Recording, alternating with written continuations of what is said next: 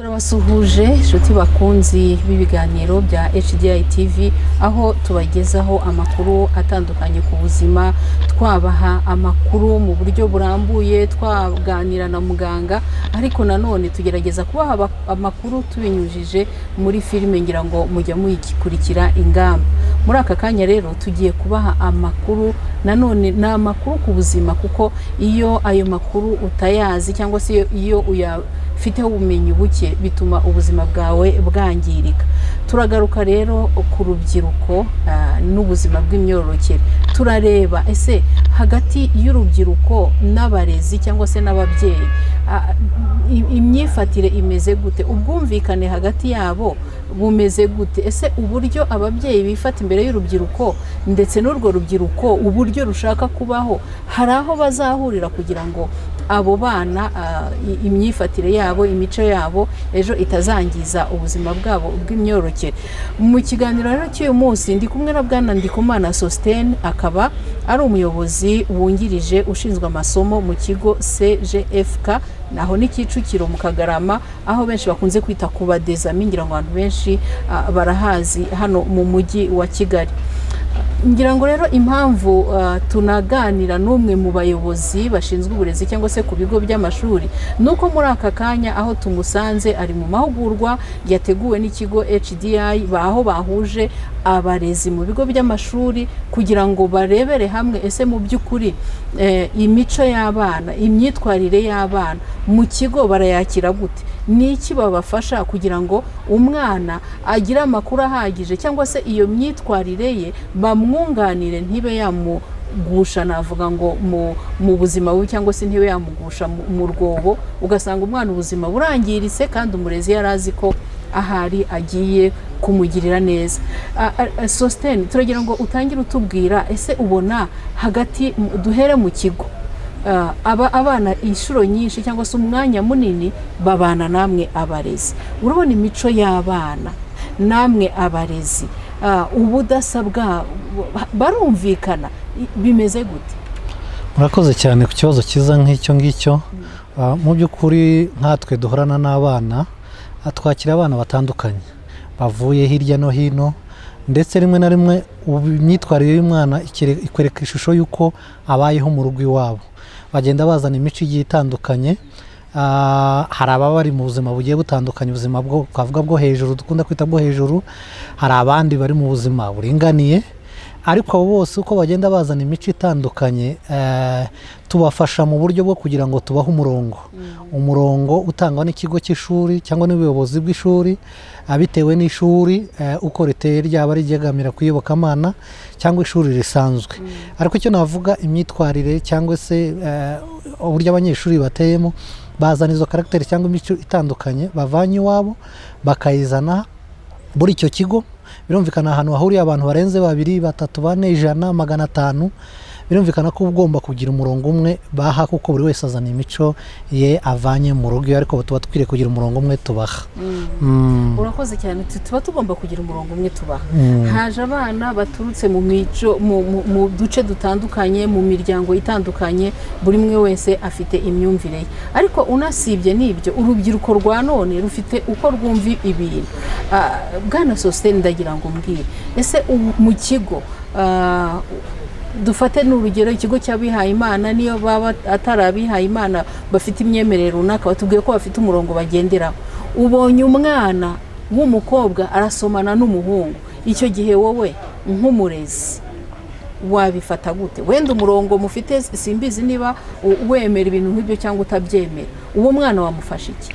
Murakoze cyane, mubajije ikibazo cyiza. Abantu bari bakwiye kugira aho basangira n'abandi. Mu by'ukuri mbere y'uko ikigo waba uri ikigo cyihaye Imana, waba uri ikigo gisanzwe, mbere na mbere twakira abana b'Abanyarwanda kandi bavuye muri sosiyete nyarwanda, bavuye hirya no hino. Mbere y'uko tunabaha umurongo tuba tugomba kubanza kureba imico yabo n'uburyo bagira. Byaje kugaragara ko akenshi mu bigo byinshi bigiye bitandukanye ni kwa kundi bavuga ngo inkoni ivuna igufa ntica ingeso. Abantu batangiye kera batangira kureresha, bakareresha igiti, bakareresha inkoni, bakareresha igisure navuga gikabije, ngo nibwo umwana ahinduka. bitewe n'imico yagiye azana. Ariko mu by'ukuri ngewe mu myaka 10 maze mu mwuga nk'uyu nguyu w'uburezi naje gusanga atari cyo gikemura ikibazo. Burya ikintu cya mbere tuba dusabwa uwo ari we wese mu buzima aba akeneye kugira inshuti. Umwana ukabanza ukamwereka kuri inshuti. Iyo umaze kuba inshuti y'umwana atinyuka akakubohokera mukabona kuganira. Ntabwo icyambere utangiye kumwereka cya gitsure ngo nibwo uzamubwira ngo yumve uko ushaka ko yakumva aricyo kizakemura ikibazo. Mbajije ikibazo kiza muraba ati ku rugero uramutse usanze umwana w'umuhungu n'umukobwa bari gusomana wabyitwara mute? Cyo ni ikibazo cyiza cyane. Erega tugomba gutekereza ko wa mwana turera hano hanze dusigaye twigishwa n'ibintu byinshi. Hari burere ababyeyi baduha, ariko menye ko abana hari n'ubundi burere bakura ku mbuga nkoranyambaga, ari bakoresha za interinete, cyane cyane nkatwe turi mu mujyi hangaha babibona mu buryo bugiye butandukanye. Uravuga ngo ku mwana ari gusomana hanyuma ukihutira ku cyaha ngo ni ikibazo. Oya, cyose icyo kibazo. Kandi gusomana ntibivuze ko ariko gukora igikorwa cya kindi cyo kiganisha mu buryo bw'ubusambanyi. Ariko banza wigira umwana, umuganirize, umubaze impamvu. Bya bindi navuze ngo guhera kuri ya makuru akubwiye. Ese uwo musomanye ni inshuti yawe? Ese mubibona gute kuba mubikorera mu buryo buri public? Kuko ahera kuri bya bindi areba mu mafilme, bya bindi ahora areba kuri televiziyo. Rega hari n'ababyeyi bamwe bakunda kubikora, nyakunda kugera mu nzu zigiye zitandukanye. Hanyura ikintu cy'abantu basomana kuri televiziyo akazimya televiziyo, cyangwa se akaba yasohora abana ngo nibagende mu cyumba ngo bari kuvuga amagambo atagiye kugira. Oya, hari akantu njya numva bakunda kuvuga cyane kuri itangazamakuru kimwe, bavuga ngo burya ngo ikintu cya mbere ni amakuru. Burya ubashije guha umwana amakuru y'ikintu icyo ari cyo cyose, cyane cyane kibera ku mubiri we, uko umubiri we ugenda utera imbere, uko umubiri we ugenda ukura ibyo akenera, cyane cyane ko ibyo buri umwe kumubwira ni ibisanzwe bimubaho. Ahubwo iyo musharinze musange ya experience y'ibimubaho ukanamusobanurira nawe impamvu y'imiterere y'umubiri nuko ugomba gukora n'ibyifuzo arushaho gutinyuka kukubwira, kandi inama umugiriye akarushaho kuzumva atari kwa gukoresha cya gitsure. Ntekereza ko nyesanze abana bari gusomana ntahita mfata umwanzuro wo kuvuga ngo nimbirukane mbasubiza ababyeyi, kuko umwanya munini twabibonye impamvu umwana aza ku ishuri no kugira ngo yakire ubumenyi bugiye butandukanye ari byo tumwigisha. Ariko siyansi ariyo yose twakwigisha idafite uburyo bwo kuganiriza umwana hirya yo mu buryo busanzwe, mu myitwarire no mu buzima busanzwe, ntacyo yabimaze. Rero hari abashira imbaraga cyane muri iyo siyansi kuvuga ngo umwana kurikira ibi, ariko ntuze kumuha umwanya wo kugira ngo muganire mu buzima busanzwe. Iki rero ndagihuza muranyemerera ngihuze n'ibintu HDI yadukoreye. Ngize iminsi nza mu mahugurwa menshi ya HDI, mbere tutarayazamo hari imyumvire nanjye nari mfite imeze nk'abo ngabo, kuko numvaga ko umwana niba yicaranye mu nguni afunze inguni n'umuhungu agomba kwirukanwa, yagaragaje ingeso z'ubusambanyi nk'aho atabizi. Nari naranabamere nabi. Ariko naje gusobanukirwa sanga ko atari wo muti, sanga ko igisubizo ari ukuganira n'umwana, kuko umwana ibi bintu biveho umubiri bitangira gifite imyaka mike kabikurana. Hari ahandi niba ntamwigishije azabikura, yenda azajya gushakira inyigisho ahandi hantu hagoranye kuba yasobanukirwa ukuri kuruta uko ari njye wazimuha. Bityo rero nyuma yo guhabwa amahugurwa yahagije nagiye mfata nkajya buri shuri ngafatamo, niba ari amasaha 8 biga, niba ari 9 ngafatamo nibura iminota 30 muri buri shuri, nkagenda mbaganiriza ubuzima bw'imyororokere n'uburyo umwana w'umukobwa agomba kwitwara, uburyo umwana w'umuhungu agomba kugira. Nza gusanga amakuru barayazi kundenza, ahubwo ikiza ingaruka naje kubonamo nuko bambonyemo nk'umubyeyi agatinyuka none akaza akambwira n'ukuri kwibihishwe, hanyuma nkamugira inama, ahubwo nkamubwira ati nyamara ntuzareka kuba ibimenyetso by'uko uri umuhungu cyangwa uri umukobwa ntibizareka kuza ko watekereza mugenzi wawe ngo wumve uramwifuje. Ariko se aho bigufatiye ako kanya ni ngombwa guhita ubikora? Ese aho kubuza umwana gukomeza kumubwira ngo ifate wikomeze, ntanamwigishije ko ahubwo no mu gihe byanze yakoresheje agakingirizo kugira ngo yirinde ingaruka z'ibyo ngibyo. Nza gusanga nibyo byagiye bitanga umusaruro. Cya mbere ni ukuganira n'abana, iyo musangiye amakuru akakwiyumvamo akubwira n'ibyinshi utaruzi kuri we n'ubuzima bwa buri munsi. Urakoze cyane Sosthene, nibwire ko n'abarezi mu bindi bigo bitandukanye hari ikintu bakuyemo. Mukoraniye muri aya mahugurwa muri abarezi baturutse mu bigo bitandukanye. Hari umwe mu barezi ya animateur yavuze ati ariko muraduhugura mukatwigisha, ariko abana bakomeza basambana. Kubera iki ubwo busambanyi budacika kandi twarabahaye amakuru? Bigaragara ko we ikibazo ni ugusambana imbere y'amakuru. Ese wenda usubiza uwo muntu, ariko unasubiza n'abandi barezi bakurikiye ibi biganiro byacu kuri HDI TV, niyihe nama wabagira? Murakoze cyane. Icyo kibazo buri muntu wenyine agira imyumvire, abantu bagira imyumvire igiye itandukanye. Kenshi twajyaga twumva ngo ushobora kurera umwana ukamurera akaba nk'utazi ibi bintu. Tekereza umuntu ari muri iyi sosiyete igenda itera imbere umunsi ku munsi. Nababwiye uburyo umuntu ashobora gukura amakuru agiye atandukanye, aba ari kuri televiziyo n'ibindi, hanyuma ugashaka kumubwira ngo azase nk'utayazi kandi abibona, ngo mubwire ngo ubwo busambanyi ntibubaho, uko kurarikira, kuba watekereza uko umubiri ugenda ukura, ngo akabiceceka. Ntabwo ari byo. Ikigamijwe cya mbere, icyo nagira ngo mvuge impamvu nshimangira ko amakuru ariyo y'ingenzi, ni uko ibyo bintu n'ubundi basanzwe babizi. Ikimwereka impamvu nyine budahagarara nk'uko bivuga, ni za bwa buryo busanzwe uko umuntu aremwe. Mu buryo umuntu aremwe, utekereza, ufite ibyangombwa byose byuzuye, ntiyareka gutekereza icyo kintu cyo kuvuga ngo gukora imibonano mpuzabitsina. Ahubwo ni ukwibaza ngo afite amakuru ahagije mu gukora iyo mibonano mpuzabitsina? Ese koko yagiye yiteguye? Arabizi ngo igihe ngezemo iki n'iki, iyo mpuye n'umwana w'umuhungu runaka, ku mwana w'umukobwa yaba umwana uri mu wa mbere, mu wa kabiri, ndabizi kuba ntarageza imyaka runaka nasama, ingaruka zavamo ni ugusama. Ntayoboye ko gusambana bibaho, ariko iyo amenya amakuru cyane y'ingaruka zivamo, amenya uburyo abyitwaramo. Ndatekereza ngewe ko abarezi twakombye guhindura imyumvire y'abantu. Reka guha urugero rumwe. Umuntu ukajya kwigisha abana, ukajya kubigisha ku buryo n'isomo risanzwe bita biology, imyanya igize ibice bigize umubiri w'umuntu, ariko ukaba watinyuka kuvuga igitsina gabo, igitsina gore mu izina ryabo by'uko byitwa. Ni ukuvuga bajya bavuga ngo agapfundikiye gatera amatsiko. Uko urushaho gufuka ibintu no kubizinga no kuvuga ko atari byo, umwana agira amatsiko yo gushaka kumenya icyo wamuhishe. Uko kuvumbura rero akiha amakuru. Iyo amaze kwiha amakuru, ingaruka zivamo ni ukubona ugatangara ngo wa mwana yatwitse, umwana yagize gute. Ariko reka ngo urugero, ngende umukristo, nahoze nduvugana kare. Iyi mibiri yacu uko iteye ni ibintu tuba tugomba kumenya, tukayiga. Iyo ufite amakuru ahagije ku mubiri wawe, umenya n'uburyo wirinda n'uburyo uyobora. Nyaho urugero, n'abantu bagiye mu cyumba cy'amasengesho gusenga, ariko ivuze ngo umenya n'uburyo wirinda, n'uburyo wirinda gukora imibonano mpuzabitsina kandi uyishaka, kandi umubiri uri kugusaba ngo nkorera iki ngiki. Oya, simbavuga ibyo. Icyo rinda ni uburyo ushobora gukoresha kugira ngo ingaruka zayakora imibonano mpuzabitsina ntizibe nini, ngo zigire ikibazo ku myigire y'umwana, zize kugira ikibazo ku muryango, ndetse bibe n'ingaruka ku gihugu. Hari nk'ubu ngubu tujya tuvuga ibi bintu byo gutwara umwana kugira ngo atware prudence mu ishuri, ugasanga hari abarezi bamwe bakibona prudence, umwana iraguye mu ishuri, kikaba ikibazo ngo ikigo cyabaye cy'ubusambanyi.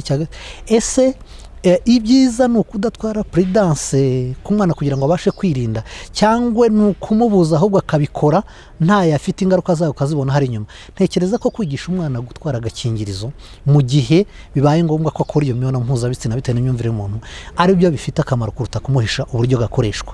Tuba dukwiriye kuza tukahugura abana, ukamubwira ati agakingirizo gakora muri ubu buryo, ugakoresha ahangaha n'ahangaha.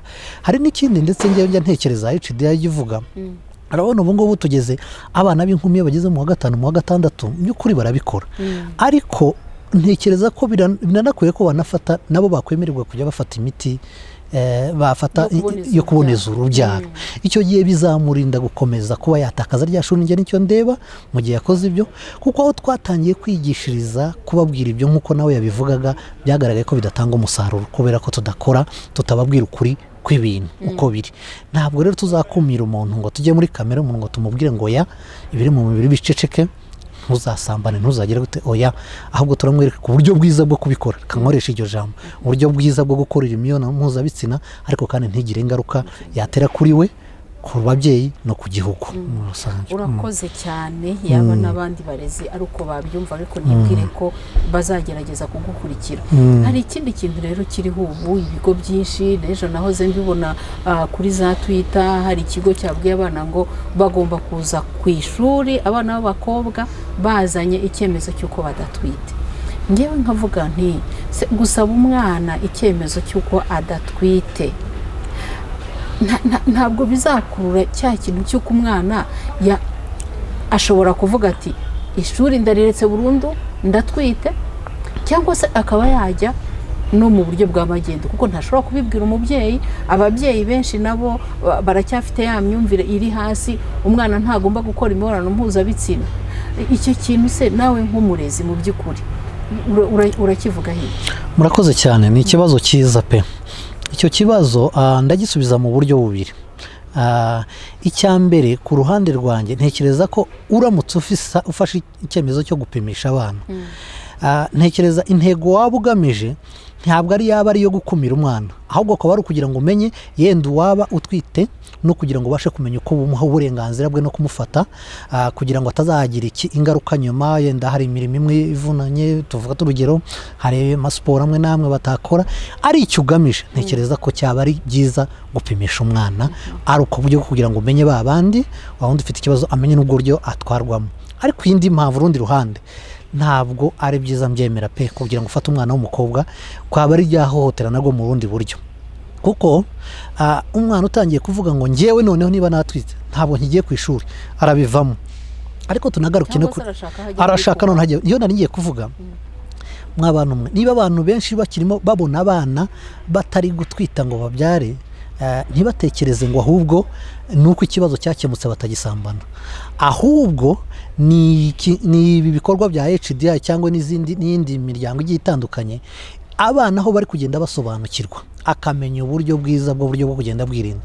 Ariko nimuzareba mu minsi yashize, twabonaga impfu z'abana benshi bapfa bitewe n'uko bagiye ku muganga b'amagendo, akajya gukuramo inda mu buryo butateganyije, kuko avuga ngo umubyeyi aranyica, aho kugira ngo anyice reka ngende nyikuremo. Ntazi igihe yanda azayikuriramo, igihe izamugiraho ingaruka, igihe yabigezemo n'ibindi. Hacyo haboneka henshi abantu nk'abo ngabo bagenda babafashamo kuba hari, ariko ni ukubura amakuru. Ariko ntekereza ko impamvu biri kugenda bigabanuka, nubwo ndafite statistique, ariko ibyo tureba nk'uko twahoze tubiganira hariya tukora debate, abantu benshi baremeza ko biri kugenda bigabanuka. Nta kindi, ni umusaruro uri kuva muri aya mahugurwa ya HDI n'abandi bagiye batandukanye bazamura imyumvire yo kubwira umwana ngo ni gute wamenya gutwara ubuzima bwawe neza, ku buryo wirinda ziriya ngaruka zo kujya gukuramo inda ahatabugenewe ku bantu batabizobereyemo, kubera ko ari gutinya, ntari gutinya uwo agomba kurera. Umwana yaranabifite n'ubushake bwo kubyara kugira ngo anamurere, yabyumvikanye n'umusore, bajya kubikora babyumva, nashaka kuzambyarira umwana n'ibindi, n'uburenganzira bwe arabyumva. Ariko agezeho kubera pressure yashizweho n'abandi bantu n'ababyeyi kumubwira ngo turakwica, bikaviramo kwiyahura. Ntekereza ko abantu rero bamenya amakuru ahagije nk'aya HDI, bagahugurwa bakamenya ko umwana afite buryo uburenganzira kuva kivuka kugeza uho nawe ubwawe bwari kumenye ko ari wowe bwa mugenzi wawe utangirira. Rero iki kintu cyo gushiraho cyo gupimisha abantu nk'uko nari mbivuze, bibaye ari muri ubwo buryo bwo kugira ngo pimaro, kugira ngo protecting, kugira ngo bamubuze bimwe na bimwe cyangwa bamurinde bimwe na bimwe bishobora kugira ingaruka ku mwana, byaba ari byiza. Ariko kugira ngo bavuge ngo wewe utipimishije ntabwo uzaza, niba utwite subira ugende wirukana umwana mubuze amahirwe yo kwiga, ntabwo ari byo.